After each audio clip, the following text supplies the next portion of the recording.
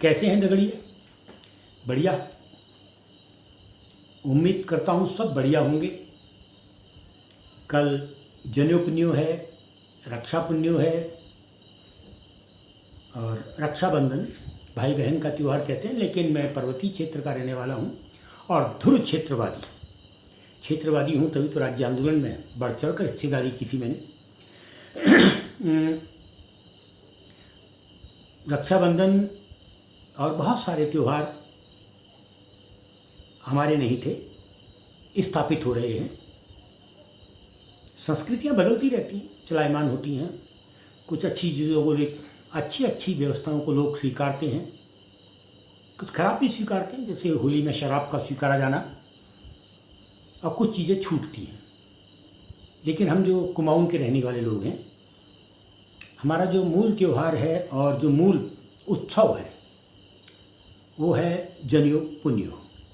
आप कह सकते हैं ब्राह्मणवादी त्यौहार है, लेकिन नहीं। ब्राह्मण पुरोहित के रूप में स्थापित है, लेकिन ज्योतिष के रूप में नहीं। और ब्राह्मण क्योंकि पुरोहित के रूप में स्थापित है, इसलिए वो जगह जगह पुजारियों की व्यवस्था करता है। पुजारी को आप कर्मचारी कह सकते हैं, लेकिन पुरोहित कर्मचारी नहीं है। खैर, मैं भटक नहीं रहा हूँ, मेरा विषय कुछ और है। लेकिन क्योंकि जनेऊ पुन्यो है, रक्षा पुन्यो है। रक्षा पुन्यो जो सबके लिए होता है, हाथ में रक्षा का धागा बांधा जाता है मंत्रों के साथ, और इस उम्मीद के साथ थे कि साल भर तक आपकी रक्षा ये मंत्र करेंगे। कल है, दोबारा से सबको जनेऊ पुन्यो और रक्षा पुन्यो की खूब सारी बधाइयाँ। उत्सव है, उत्सव की तरह मनाइए, खुलकर मनाइए, खूब मनाइए। आप सबको मालूम है कि बागेश्वर में चुनाव लगे हैं, और आज ही दिन में देहरादून से कुछ मित्रों का फ़ोन आया था। जो गठबंधन बनाया है एक अभी CPI, CPIM, CPI-ML, कम्युनिस्ट पार्टियों के गठबंधन है ये। भले ही उत्तराखंड में कहीं नहीं है, कहीं 2-4 जगह चुनाव लड़ते हैं। ML वाले तराई क्षेत्र में लड़ते हैं, कर्णप्रयाग से लड़ते हैं, और 200, 250, 500, 700, 1000 वोट लेकर चुनाव में सबसे पीछे खड़े दिखते हैं। लेकिन अगर आप संगठनों की, कम्युनिस्ट पार्टियों की बात करें तो केरल में इन्हीं में से एक संगठन की सरकार है, बिहार में 14-15 विधायक हैं, और बंगाल में सरकार थी, मणिपुर में सरकार थी, अभी भी विधायक हैं देश भर में जगह जगह। यानी वो एक लोकतांत्रिक व्यवस्था के अंदर की पार्टी है। और इन्होंने कल देहरादून में चुनाव आयोग को एक पत्र दिया था, जो राष्ट्रीय माने प्रादेशिक स्तर के दफ्तर में चुनाव आयोग के, कि हम बागेश्वर में एक प्रयास करना चाहते हैं और उसकी इजाज़त हमको दी जाए। और देहरादून के दफ्तर के अनुसार उन्होंने ये पत्र बागेश्वर भेज दिया है। 2 बजे करीब मैं गया था SDM साहब के यहाँ, और मैंने वो पत्र जो देहरादून से आया है कि हमने भेजा है करके, सरकारी पत्र, और वो पत्र जिसके सापेक्ष वो पत्र आया है CPI-ML का, वो भी मैंने उनको दिया था। और एक अलग से पत्र दिया था जिसमें 1 तारीख को प्रेस कॉन्फ्रेंस करने की एक इजाज़त मांगी है। रहने की व्यवस्था जिस होटल में की गई है, वहीं पर प्रेस कॉन्फ्रेंस करने की इजाज़त मांगी है। अभी तक इजाज़त नहीं मिली है। ठीक है, आज नहीं मिली, कल मिल जाएगी, परसों प्रेस कॉन्फ्रेंस है। उम्मीद कर सकते हैं कल दिन में इजाज़त मिल जाएगी।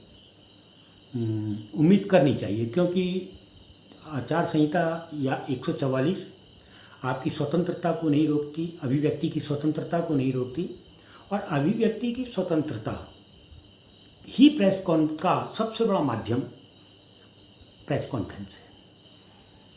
तो देखेंगे कल क्या होता है।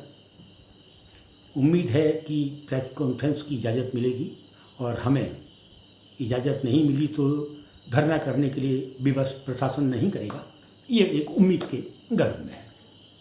कल देखेंगे। मित्रों, आज मैं जो बात करने आप लोगों के बीच में आया हूँ वो काफ़ी गंभीर विषय पर है। जब हम स्वतंत्रता दिवस मना रहे थे, उसकी पूर्व संध्या पर या उससे एक दिन पहले मुझे तो दक्षिणपंथी जैसा पूरी तरीके से, बहुत से अखबार दक्षिणपंथी हैं। आज हम इंडियन एक्सप्रेस की बात करते हैं, अगर अंदर तक जाके देखें तो वो भी दक्षिणपंथी ही जैसा लगता है। तो मिंट एक अखबार है, उसमें एक लेख छपा था इस बीच में, और जो लेख छपा था वो कोई साधारण लेख नहीं था, वो एक बड़ा लेख था। विवेक देव रॉय हैं कोई, और विवेक देव रॉय कोई साधारण आदमी नहीं है, वो आर्थिक सलाहकार हैं हमारे देश के माननीय प्रधानमंत्री जी के।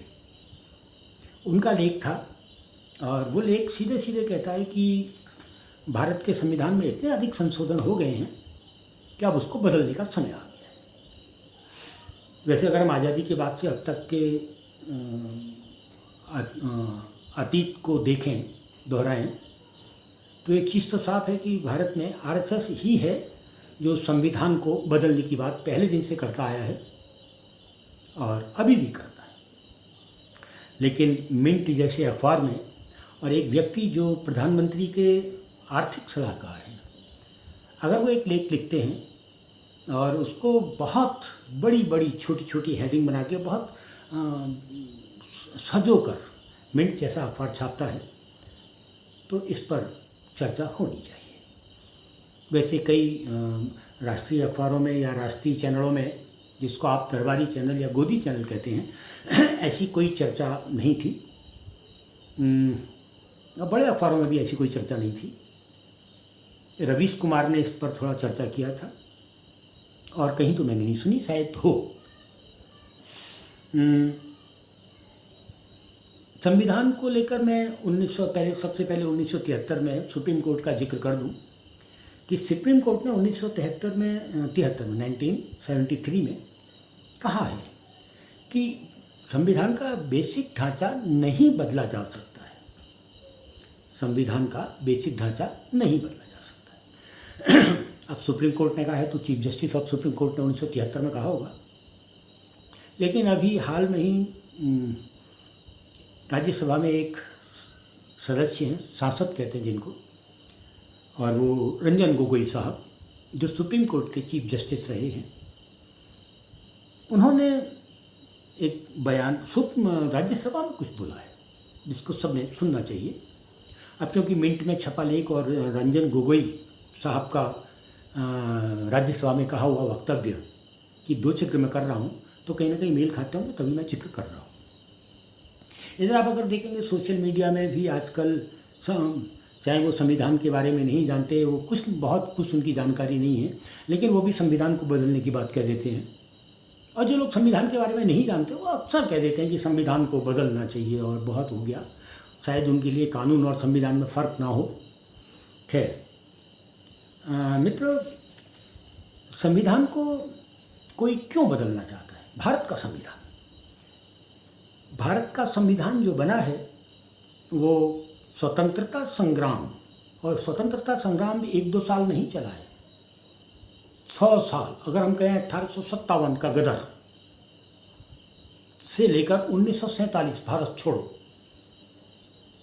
इस दौर में कितनी शहादतें हुई हैं वो गिनती नहीं है। क्योंकि ईस्ट इंडिया कंपनी ने 1857 का गदर के बाद के समय में ईस्ट इंडिया कंपनी भारत में राज करती थी, सीधे ब्रिटिश हुकूमत नहीं थी। और उस दौरान इस गदर के बाद जो हत्याएं हुई हैं देश भर में, विभिन्न स्रोत हैं जो जानकारी देते हैं, वो तो उसकी संख्या की अनुमान तो लगा ही नहीं सकते। और फांसियाँ, दंड, जेल और ऐसे ऐसे कानून जो गुलामों के ऊपर बनते हैं, उस सब को रहते हुए स्वतंत्रता संग्राम का होना, और स्वतंत्रता संग्राम को केंद्र में रखकर जिस देश का संविधान बना हो, जिसमें अभी मौलिक अधिकार, आपको मौलिकता के अधिकार, अभिव्यक्ति के अधिकार, जीने के अधिकार, आपकी धार्मिक स्वतंत्रता के अधिकार, अद्भुत अद्भुत। और सबसे बड़ी बात, उसमें संविधान संशोधन करने के तमाम रास्ते, 72वां, 73वां, 75वां, कितने संविधान संशोधन हुए हैं, ये संविधान में रास्ते थे, तब उसके अंदर संशोधन हुए। तो इतने अद्भुत संविधान को बदलने की बात मिंट में लिखते हैं, और प्रधानमंत्री के आर्थिक सलाहकार लिखते हैं, राजनीतिक सलाहकार नहीं। देखिए आश्चर्य, देखिए एक आर्थिक सलाहकार राजनीतिक लेख लिखते हैं और मिंट उनको जगह देता है।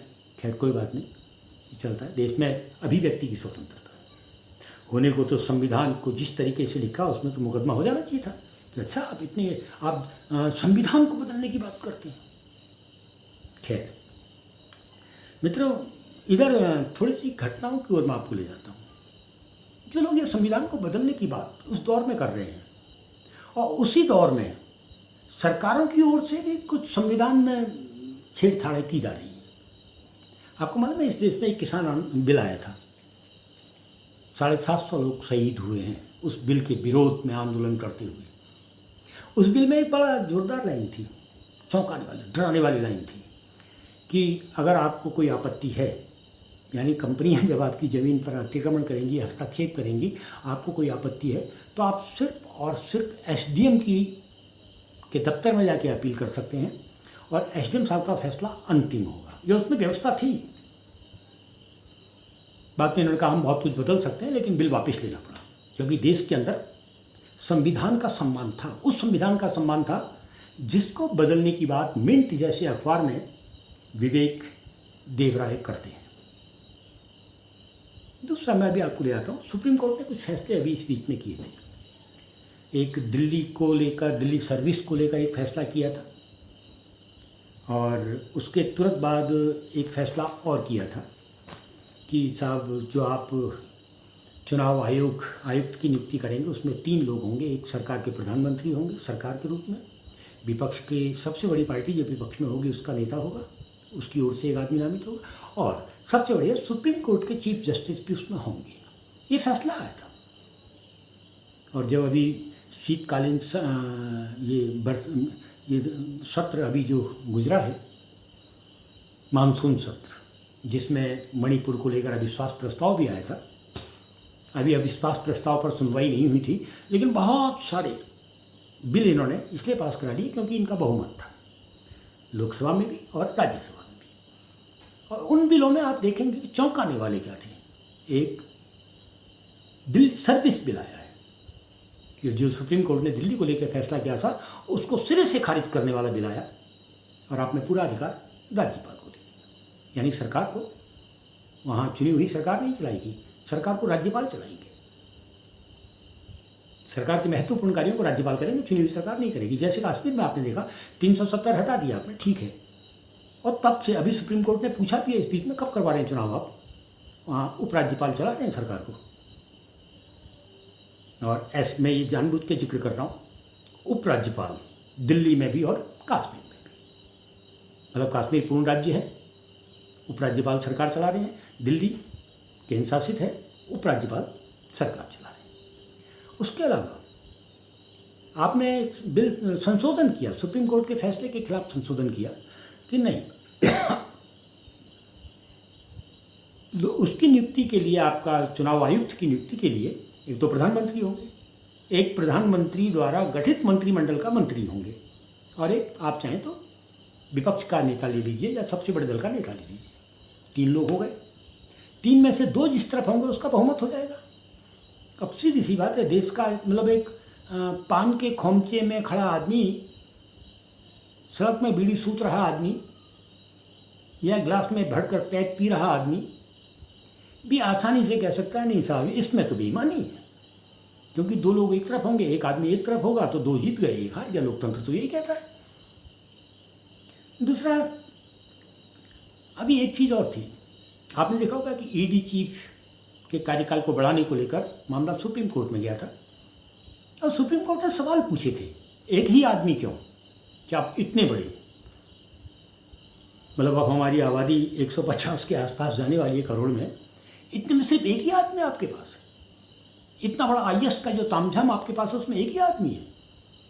सवाल जब सुप्रीम कोर्ट से पूछे गए तो उसने कहा नहीं हम ज़्यादा आपको समय नहीं। फिर इन्होंने कहा नहीं साहब इतना है कि अभी एक अंतर्राष्ट्रीय स्तर की बैठक है उसमें एक संवाद करना है, तो सुप्रीम कोर्ट ने कहा ठीक है, अगर तुम्हारे पास अंतर्राष्ट्रीय स्तर के लिए संवाद करने के लिए सिर्फ एक आदमी है तो उस तारीख तक आप इसका कार्यकाल मानते, लेकिन उसके बाद आपको बदलना पड़ेगा। इधर मैं इंडियन एक्सप्रेस, में एक इंडियन एक्सप्रेस और बहुत से कुछ अन्य अखबारों में भी छपा है कि सरकार अंदर खाने एक प्रयास कर रही है कि सीबीआई और ईडी के ऊपर एक संयुक्त महानुभाव को और बैठा दिया जाए जो ईडी चीफ और सीबीआई चीफ से अधिक पावरफुल हो।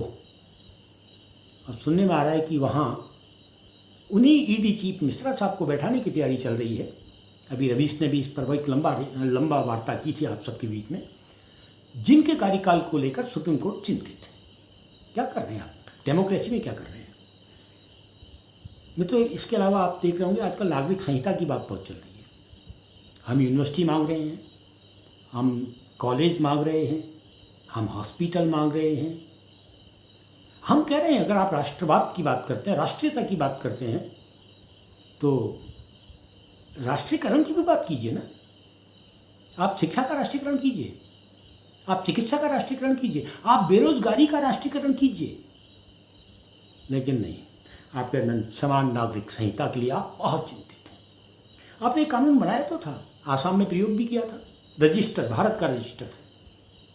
इस बार आप चुप क्यों हो गए? आप समझ गए कि सिर पैर का पैदा लोटा जो होता है वो लुढ़कता है। उसके बाद आप चुप हो गए हैं, बोल नहीं पा रहे हैं। अंतर्राष्ट्रीय फजीयत हो सकती है लेकिन आप बोल नहीं पा रहे हैं। तो अभी जो संविधान को बदलने की बात चल रही है, तो उसके बीच में मैंने आपके बीच में थोड़े से उदाहरण रखे कि सुप्रीम कोर्ट के फैसलों के संग किस तरीके से व्यवहार संसद में हो रहा है। उसके अलावा मैंने कहा कि ईडी और इंडियन एक्सप्रेस की रिपोर्ट का भी एक जो छपा उस पर भी मैंने जिक्र किया है। तो ये सब चिंता कराते हैं कि एक तरफ देश में बहुत, देखिए 2024 का चुनाव, या आप एक ऐसी बहस के बीच में करेंगे जो बहस उस संविधान को ही बदल देने की बात करती है जो आपको मौलिकता का अधिकार देती है, अभिव्यक्ति का अधिकार देती है, और भी बहुत सारे अधिकार आपको मिलते हैं। जीने का अधिकार देती है, रोटी का अधिकार देती है। इस देश में भोजन का अधिकार हमारे पास है। अभी आपको मैं बताऊं कि एक संगठन हुआ करता था, people's union for civil liberty, PUCL। तो अभी आपका जो ये इंदिरा गांधी के समय हर आदमी को छत, भोजन, वृद्धावस्था पेंशन, ये सब जो मिल रही है, ये people's union for civil liberty ने सुप्रीम कोर्ट में याचिकाएं दाखिल की थी, और उस याचिकाओं के सापेक्ष जो फैसले हुए थे उसमें सरकारों से कहा गया था ये संविधान प्रदत्त अधिकार हैं, आदमी के जीने के अधिकार हैं, भूख से आदमी नहीं मरना चाहिए। तब आपके कंट्रोल की दुकान में राशन BPL श्रेणी आपको बनानी पड़ी थी, APL श्रेणी आपको बनानी पड़ी थी। आपको जिस आदमी के पास छत नहीं है, यह अलग बात है कि कभी आपने उसको इंदिरा आवास कहा, कभी मोदी आवास कहा, कभी अटल आवास कहा, लेकिन ये सुप्रीम कोर्ट के फैसले के बाद हैं। ये संविधान प्रदत्त अधिकार आपके पास है कि आपके ऊपर छत होगी, आपको जीने का अधिकार है, आपका वृद्धावस्था संपन्न हो, खुशहाल हो, भूख से आप ना मरें, आपको बोलने की अभिव्यक्ति हो, ये आपको सब संविधान के अधिकार है। और ये सब आपको स्वतंत्रता संग्राम को केंद्र में रख कर मिले हैं। और जो लोग संविधान को बदलने की बात, जिस धड़े से जुड़े हुए लोग संविधान को बदलने की बात करते हैं, उस धड़े के फैसलों का जिक्र मैंने आप किया कि किस प्रकार के सुप्रीम कोर्ट के फैसलों के खिलाफ बाकायदा पार्लियामेंट में आप कानून बनाने के लिए बिल ला रहे हैं, बिल पास हो रहे हैं क्योंकि आप बहुमत में हैं। तो मित्रों, एक किताब का जिक्र मैं यहाँ करना चाहूँगा, और उस किताब का जिक्र इसलिए होना चाहिए कि वो भाटिया साहब हैं, गौतम भाटिया, उनकी लिखी किताब है अनसील्ड कवर। अनसील्ड कवर, इस किताब का जिक्र मैं इसलिए कर रहा हूँ, इसमें इधर 10 साल सुप्रीम कोर्ट या बड़ी अदालतों के जो फैसले हैं उनको लेकर केंद्रित है। अगर आप वास्तव में संविधान को बचाना चाहते हैं, इस देश को बचाना चाहते हैं, लोकतंत्र को बचाना चाहते हैं, तो हमारे जो अदालतों के लोग हैं, अदबी इदारों के जो लोग हैं, सामाजिक संगठनों के जो लोग हैं, एक्टिविस्ट संगठन के जो लोग हैं, और राजनीतिक संगठनों के जो लोग हैं, क्षेत्रीय दलों के लोग हैं, उनको ये किताब पढ़नी चाहिए। आप इसको पढ़कर आपको चौंकेंगे, आपको आश्चर्य होगा कि देश की ये कि किस तरीके के फैसले हो रहे हैं? अनसील्ड कवर जरूर पड़ी। बागेश्वर में चुनाव लगे हैं, फिर निवेदन करूंगा, लोकतंत्र का सबसे बड़ा अस्त्र जनता के हाथ में जो है वो सरकार बनाने का और बनी हुई सरकार को घर भेजने का अधिकार है, और वो अधिकार आपको मिलता है पोलिंग बूथ के अंदर। आप जाइए, अधिक से अधिक हो सके तो सब जाइए। अगर आपको लगता है कोई कैंडिडेट बहुत अच्छा नहीं है, एक भी कैंडिडेट नहीं है, तो नोटा का बटन दबाइए, लेकिन पोलिंग बूथ में जाइए। भले ही रात को 2 बज जाएं कतारों को वोट देते दोते, लेकिन आप जाइए, वोट दीजिए, अपना प्रतिनिधि चुनिए। आपको सरकार बनाने का अधिकार लोकतंत्र देता है। वही संविधान जिसको बदलने की बात मिंट लिखता है, विवेक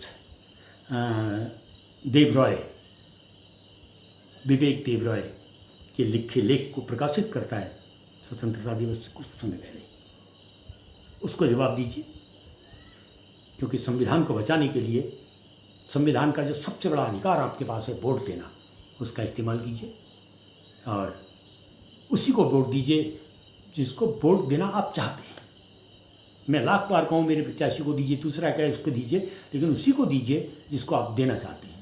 और कोई प्रत्याशी अगर काम करिए ना, नोटा में बटन दबाइए। फिर मिलता हूँ, दगड़ियों।